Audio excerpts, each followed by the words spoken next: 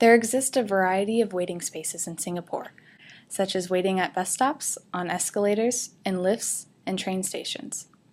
Our focus in this workshop was narrowed down to spaces that are ideal for waiting for others in busy places. This situation requires an open space to be seen, but also a comfortable environment to wait, as our users may or may not know how long they will have to wait there.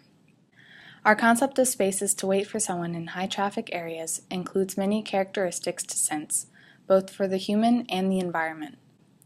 We operationalized comfort to several environmental variables such as ambient temperature, proximity to other people, and audio levels.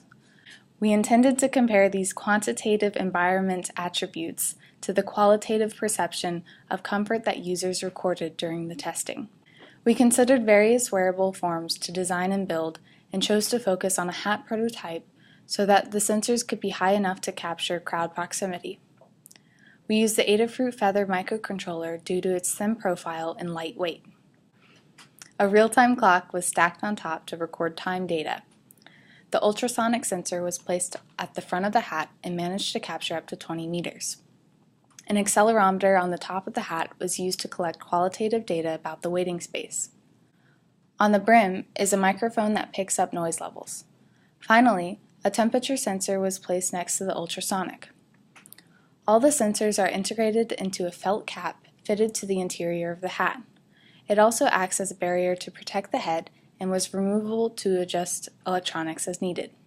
After debugging and testing the wearable for any issues, the prototype was deployed in Singapore shopping centers and train stations to collect and record attributes of the environment.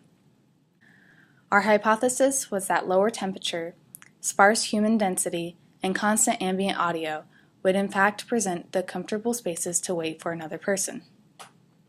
Once the data was collected, we compared and analyzed our results with the qualitative user responses.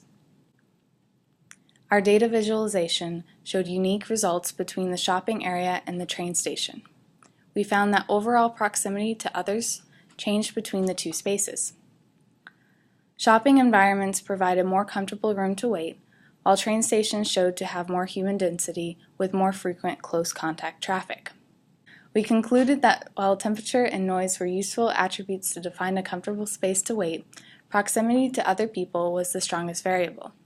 Some future thoughts with this project include a mobile app to use on the go, further prototype refinement to include more ultrasonic sensors, and collection of other variables such as human stress, safety, and abrupt change in environment.